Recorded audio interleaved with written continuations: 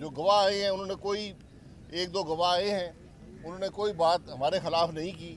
उन्होंने कहा कि हमें ज़बरदस्ती यहाँ लाया गया है। तो आज सवाल ये है, और ये चेयरमैन नैब साहब जो नए हैं उनके लिए ये सवाल है कि आप इन मामलात का अजाला कैसे करेंगे। ये जो जाली केस आपने बनाए हैं, आपके इदारे ने बनाए हैं, कि इसके अंदर कोई पूछ गूछ होगी इन इन्वेस्टिगेशन ऑफिसर से कि आपने किस बुनियाद पर केस बनाए थे, या आप दबाव में केस बनाए थे, या ये सियासी केस थे, इनका मकसद क्या था। जिस केस का न सैर हो न पैर हो, और ये वो केस है जिसके शुरू होने से पहले ही जो फैसला सिंध हाई कोर्ट में दिया गया था इस केस के बारे में, अगर उसको पढ़ लिया जाता उसी दिन, तो ये फर्द जुर्म भी आयद नहीं हो सकता था। ये वाज़ेह हकीकत है। सुप्रीम कोर्ट के डबल बेंच था सर, के आगा साहब का, के आगा साहब का डबल बेंच जो था, जिसने रिटन फैसला दिया कि इस केस की हकीकत क्या है, अगर वो फैसला पढ़ लिया जाता तो ये केस बन नहीं सकता था।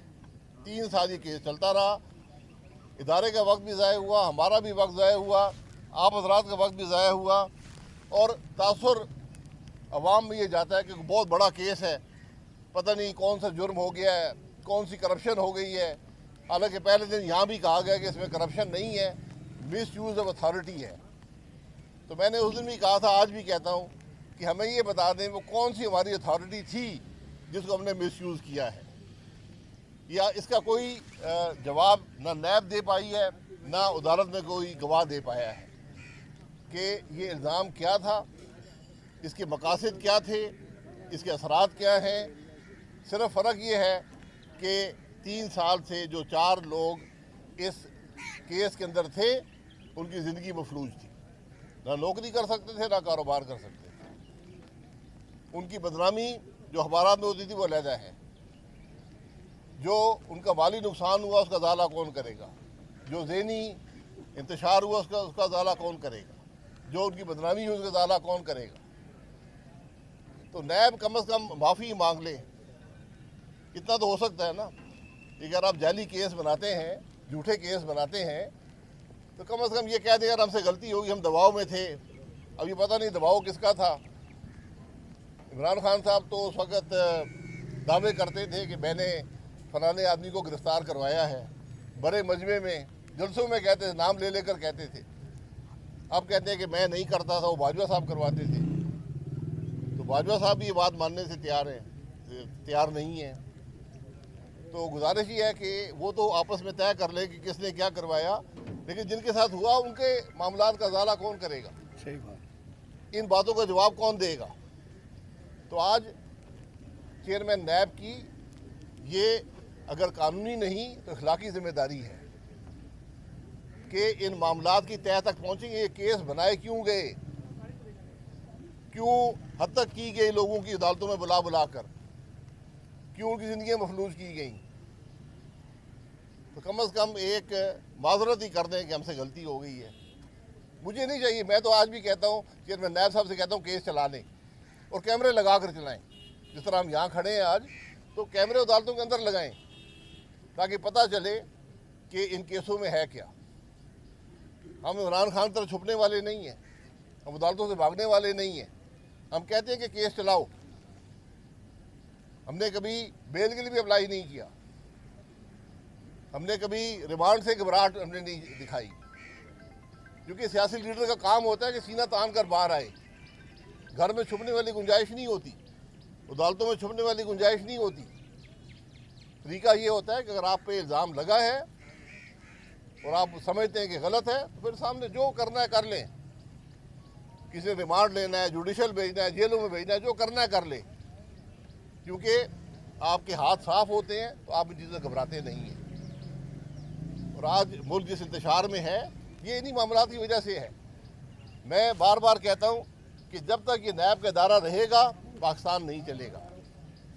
अगर आज आप एक चीज़ जो पाकिस्तान को नुकसान पहुँचा रही है, जो इदारा इस मुल्क की जड़ें खोखली कर रहा है, जो हुकूमत के निज़ाम को मफलूज करता है, वो नैब का इदारा है। कोई अफसर फैसला करने को तैयार नहीं है।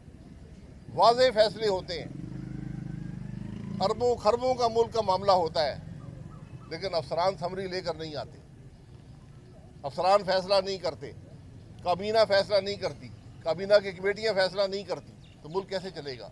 हर आदमी सवाल करता है जी वो ये करप्शन हो गई, वो करप्शन होगी। करप्शन पकड़े ना अगर करप्शन हुई है, लेकिन एक चीज़ जो वाज़े नज़र आती है कि अगर ये इदारा रहा मुल्क के मामलात नहीं चलेंगे। मैं बार बार कहता हूँ, आज फिर कह रहा हूँ कि इस बात को समझें कि और बाब इख्तियार हैं।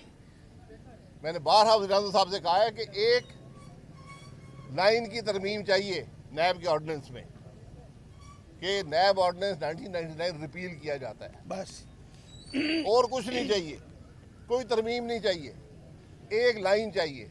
एक लाइन और लिख दें कि पाकिस्तान मुस्लिम लीग नून के केस रहने दें, वो चला लें, ताकि कोई ये ना कहे जी अपनी जान बचा रहे थे। ये इस मुल्क की हकीकत है कि हम आज किसी डर किसी खौफ की वजह से ये तरमीम करने से भी कासिर हैं।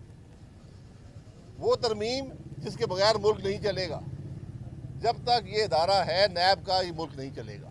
ये मैं आपको बड़ी वजाहत से बार बार कहता हूँ कि इस मुल्क पर रहम करें, इस इदारे को ख़त्म करें, इस इदारे की कारकर्दगी अवाम के सामने रखें कि जो इदारा सियासतदानों के एहतसाब के लिए बना था, उसने पिछले 24 साल में कितने सियासतदानों का एहतसाब किया है, कितने केस बने हैं, उन केसों की हकीकत क्या है। ये चेयरमैन नैब साहब की जिम्मेदारी है कि एग्जीक्यूटिव कमेटी की मीटिंग बुलाएं, आईओ को वहाँ बुलाएं, उनके सामने ये केस रखें कि जनाब ये केस आपने बनाया था, आपके दस्तखत से अदालत भेजा गया है, इसकी क्या हकीकत है। वहाँ पर एग्जीक्यूटिव कमेटी फैसला करे कि केस सही था या गलत था। ये जो चक्कर है कि आज यहाँ से केस वहाँ जाएगा, परसों वहाँ जाएगा, तो हमारे अदालतों के चक्कर ख़त्म नहीं हुए। ये तासुर कि ये केस आज ख़त्म हो गया, इसमें कोई हकीकत नहीं है। यह फैसला होगा कि कौन सी अदालत में भेजा जाएगा, वहाँ पर क्या होगा। तो असर नो हम कल किसी और अदालत में खड़े होंगे। तो मैं तो कहता हूँ इसका फैसला कर लें, एक दफ़ा कैमरे लगाएं, अवाम के सामने गवाह बिठाएं, तो एक दिन में हकीकत सामने आ जाएगी। जनाब वहाँ पर चलता है जहाँ अदालत की जुरिस्डिक्शन होती है। इस अदालत ने फैसला किया कि हमारी जुरिस्डिक्शन नहीं है, तो किसी और अदालत में चल सकता है।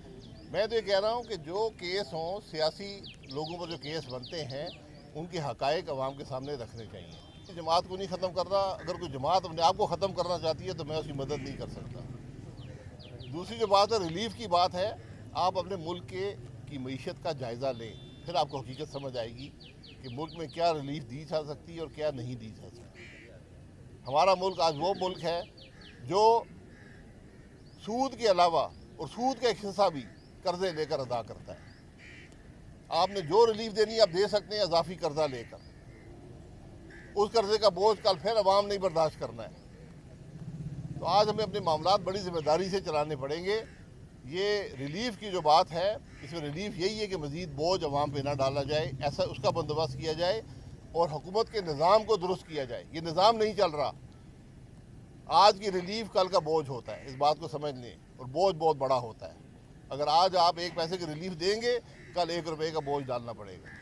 जी अवाम को बिल्कुल भी समझने वाली बात है कि जिस मुल्क में जमहूरियत नहीं होगी, जहाँ इलेक्शन चोरी होंगे, जहाँ पर अवाम की नुमाइंदगी नहीं होगी, वहाँ पर यही होगा जो हमारे साथ हो रहा है।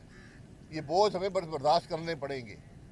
तो आज ज़रूरत इस बात की है कि हम अपने आइन को समझें, आइन के मुताबिक, और ज़िम्मेदारी से पॉलिटिकल लीडरशिप काम करे, ज़िम्मेदारी से अस्करी लीडरशिप काम करे, ज़िम्मेदारी से इस मुल्क की जो जुडिशल लीडरशिप है, जो जजेस हैं, ये काम करें। फिर आपको मुल्क के मामलात सुलझते हुए नज़र आएंगे। मैंने एक बात आपके सामने रखी है कि इस इदारे को ख़त्म करने में क्या परेशानी है, मुझे ये समझा दे कोई। क्या एहतसाब का निज़ाम मुल्क में ख़त्म हो जाएगा? क्या इस इदारे ने एहतसाब किया है? मैं इस इदारे के रोज़मर्रा के मामलात में सैकड़ों अरब के मामलात आपके सामने रख सकता हूँ। ये इदारे होने की वजह से जो फैसले मुल्क में नहीं होते, उनके मुल्क पर नुकसानात क्या हैं। देखिए, मशवरा देना चीफ जस्टिस का काम नहीं है, उनका काम है फैसले करना। उनका काम है ये पता करना कि इन अदालतों में हो क्या रहा है। जहाँ पर इस मुल्क के सियासतदान खड़े हैं, या और कोई नहीं अदालतों में आता है, जाके अंदर देख ले। सिर्फ वो लोग हैं जो या सियासत करते हैं या जिनको पकड़ने के लिए उन बेचारे दूसरे लोगों पर केस बनाने पड़ते हैं। और ये सारे मामला झूठे मुकदमे इन अदालतों में मौजूद हैं। आज 24 साल से इस मुल्क के सुप्रीम कोर्ट के सामने ये तमाशा लगा हुआ है। क्या उनको नज़र नहीं आता? क्या इसका सो मोटो मामला नहीं ले सकते कि ये नैब कर क्या रहा है इस मुल्क के साथ? अगर IMF केस नहीं जारी करता और बजट का भी टाइम आ गया तो क्या पाकिस्तान IMF के बगैर बजट पेश कर सकता है? यार ये बात हर रोज़ वज़ीर ख़ज़ाना करते हैं, ये उनका मामला है, उन्होंने ही तय करना है।